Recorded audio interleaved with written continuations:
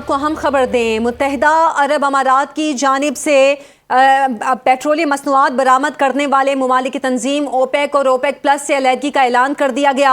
अमारात खबर एजेंसी के मुताबिक अलहदगी का फैसला 1 मई 2026 से नाफिजुल अमल होगा। UAE तेल की फरोख्त पॉलिसी में खुद मुख्तारी हासिल करेगा। आलमी मार्केट में मुत्तहिदा अरब अमारात के फैसले के असरात भी मुतवक्के हैं। तेल पैदा करने वाले ममालिक की तंजीम ओपेक का क़याम 1960 में अमल में आया। सऊदी अरब, ईरान, इराक और कुवैत ओपेक के अहम रुकन हैं, जबकि ओपेक प्लस में रूस समेत दीगर ममालिक शामिल हैं। ओपेक और ओपेक प्लस तेल की पैदावार और कीमतों का तयन करती हैं। इसी पर बात करेंगे। माहिर मईशत हमारे साथ मौजूद हैं डॉक्टर साहब, और उनसे डिटेल्स इस बारे में जानते हैं। डॉक्टर साहब, ये फरमाएगा, जैसे हम देख रहे हैं कि एक बड़ी तब्दीली आ गई है और आज ये जो मुआहदा था उसमें 1 मई से हम ये देख रहे हैं कि अलहदगी का फैसला कर लिया गया है। तो डॉक्टर आबिस लहरी साहब कैसे देखते हैं आप इसे? मुत्तहिदा अरब अमारात जो है ये ओपेक का फाउंडर मेंबर है और था, और इसका 3rd लार्जेस्ट प्रोड्यूसर है। इनका जो ग्रुप के अंदर टेंशन थी वो तो काफी अरसे से चल रही थी। UAE चाह रहा था कि जो पर डे प्रोडक्शन है वो 4 से 5 मिलियन बैरल पर डे हो, जबकि ओपेक ने इसको 3 मिलियन बैरल पर डे पे कैप किया हुआ था। UAE चाह रहा था कि इसको ज्यादा प्रोड्यूस करे ताकि वो रिन्यूएबल एनर्जी की तरफ शिफ्ट करे। इसके साथ साथ सऊदी अरब के साथ डिप्लोमेटिक और जो फॉरेन अफेयर पे टेंशन, स्पेशली यमन इशू पे, वो एक मेजर चैलेंज था। ये जो मौजूदा टाइमिंग है UAE के इस डिसीजन की, ये काफी इम्पोर्टेंट है, क्योंकि इस वक्त स्ट्रेट ऑफ हॉर्मुज़ की क्लोजर की वजह से इवन अगर UAE प्रोडक्शन अपनी बढ़ा भी लेता है तो वो तेल तो कहीं बेच नहीं सकता। ये बुनियादी तौर पे एक सिग्नल है, जो इंटरनल फ्रिक्शन है और जो गल्फ कंट्रीज के अंदर डिप्लोमेटिक जो टसल है, और जिसमें हमने देखा कि UAE बड़ी तेजी के साथ वो प्रो इजराइल कैंप की तरफ जाता जा रहा है। ये उसको ज्यादा रिफ्लेक्ट कर रही है। 2019 में पहले कतर ने एग्जिट किया था ओपेक से, अब UAE ने एग्जिट किया, तो ये जो ओपेक ऑर्गेनाइजेशन है ये काफी वीक हो जाएगी। इसके जो आलमी मंडी पे जो तो आबिद साहब, सबसे ज्यादा कौन से ममालिक इससे मुतासिर हो सकते हैं? क्योंकि UAE भी दुनिया में तेल सप्लाई करने वाले, जैसे आपने भी बताया, कि बड़े मुल्कों में आता है, तो इससे सबसे ज्यादा कौन से मुल्क मुतासिर हो सकते हैं? ये तो ऑयल प्रोड्यूसर ज्यादा मुतासर होंगे। जब स्ट्रेट ऑफ हॉर्मुज़ खुलती है तो अगर UAE जो है वो ज्यादा प्रोड्यूस करना शुरू करता है तो जाहिर है कि तेल की कीमतें जो है वो गिरेंगी। अगर सप्लाई ज्यादा होती है तो तेल की कीमतें गिरेंगी, लेकिन इसमें अनप्रेडिक्टेबिलिटी आ जाएगी। ओपेक का फायदा ये था कि ओपेक एक ऑर्गेनाइजेशन वो डिसीजन लेते थे और आपके पास एक थोड़ी सी प्रेडिक्टेबिलिटी होती थी। अब अगर इसमें से बड़े प्रोड्यूसर जो निकल रहे होंगे, कतर, और कतर के बाद अब UAE, तो थोड़ा सा चैलेंज ये आएगा कि ये अपने अपने फैसले करेंगे, प्रोडक्शन के बारे में अपने फैसले करेंगे, प्राइसेस के बारे में, और इससे मार्केट में थोड़ा सा अदम इस्तेहकाम आएगा।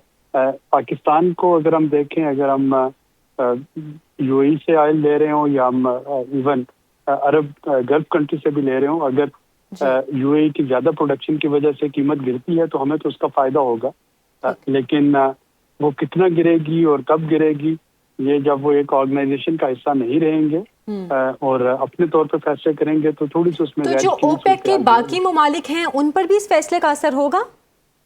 जाहिर है कि अगर एक मुल्क जो है, तीसरा बड़ा मुल्क, अगर वो ज्यादा ऑयल निकालने का फैसला करता है, लेकिन स्ट्रेट ऑफ हॉर्मुज़ खुलने के बाद, ताकि उसको बेच भी सके, तो उसमें फिर ओपेक के बाकी ममालिक पर प्रेशर आएगा तो वो भी अपने रेट कम करें, क्योंकि ये सप्लाई डिमांड के हिसाब से रेट जो हैं वो चलते हैं।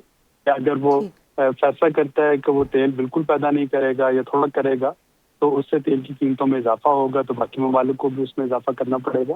तो अब ये थोड़ी सी कंपटीशन की सिचुएशन जो है वो बन जाएगी।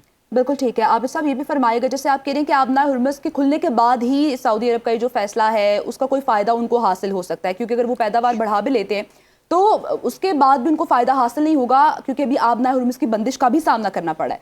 तो फिर ये जो फैसला है, इसको ओवरऑल इम्पैक्ट इसका आप ईरान पर क्या देख रहे हैं? क्या आबना हर्मुज़ को जो बंदिश का मामला भी चल रहा है हालिया कशीदगी की वजह से, उसको कंटिन्यू मजीद ईरान रखेगा अभी? देखिए, ईरान तो जाहिर है अपनी रेड लाइन दे चुका है और अपनी रिटर्न प्रपोजल दे दी है। अब अमेरिकन की बारी है कि वो उस पर रिव्यू करें और वो बताएं कि वो उसको किस तरीके से टैकल करना चाह रहे हैं। जब भी ये आपने उर्बस का मामला तय होता है, जो इस पर सप्लाईज हैं जो कि गल्फ में स्टक हैं, डेफिनेटली एकदम से सप्लाई जो है वो बहाल होगी, तेल की कीमतें नीचे आएंगी। लेकिन कब आएंगी ये अभी हमें वेट करना होगा। ठीक है आबिद साहब, ये भी कहिएगा कि पाकिस्तान पर इस फैसले के बाद क्या असर हो सकता है? जैसे आप कह रहे हैं कि कीमतों में भी कमी आना मुतवक्के है। जैसे कि मैंने कहा कि अगर यूएई जो है वो प्रोडक्शन बढ़ाता है, कीमत कम करता है, तो बेंच पर कम होने से बाकी ओपेक के ममालिक को भी अपनी कीमतें कम करना पड़ जाएंगी। पाकिस्तान को उसका फायदा होगा। लेकिन अगर यूएई जो है वो अपनी प्रोडक्शन रिड्यूस कर लेता है तो कीमतें बढ़ेंगी, तो बाकी मुल्कों को भी अपनी कीमतें बढ़ाना पड़ेंगी। तो ये एक चैलेंज है इस वक्त कि वो जो एक कीमतों में तवाज़ुन के लिए ओपेक का एक कलीदी किरदार था, वो इस वक्त कमज़ोर होता नजर आ रहा है। ठीक है, जुबैर मोतीवाला साहब ने भी हमें ज्वाइन किया है, बहुत शुक्रिया जुबैर साहब आपके वक्त का। यूएई के इस फैसले के आलमी मार्केट के असरात पर तो हम ये कह सकते हैं नेगेटिव असरात होंगे, क्या कोई पॉजिटिव असरात भी होंगे? ओपेक से यूएई का अलग होना after such a long period of time बड़ा सरप्राइजिंग भी है और मैं समझता हूँ कि बड़ी तशवीश वाली बात भी है कि इस हद तक हम अलहदगियां अगर इख्तियार कर लेंगे ऑयल प्रोड्यूसिंग नेशन तो दुनिया के लिए ठीक नहीं होगा। लेकिन अगर हम पाकिस्तान की बात करते हैं तो देखें, अगर आप किसी तंजीम से अलग होते हैं तो फिर आप उसके जो अगराज़ मकासद हैं उससे भी अलग हो जाते हैं। फिर आप उसकी प्राइस डिटरमिनेशन की जो पॉलिसी है उससे भी अलग हो जाते हैं। आपके पास अपनी कीमत खुद तयन करने का इख्तियार हासिल हो जाता है। जब आप ओपेक में नहीं हैं तो सारी मुल्कों का जो रेट निकलेगा वो हमें उसको फॉलो नहीं है। अब यूएई की पॉलिसी को देखना होगा कि वो किस तरह से इस पॉलिसी को मैन्योर करते हैं, किस तरह से इसको इस्तेमाल करते हैं।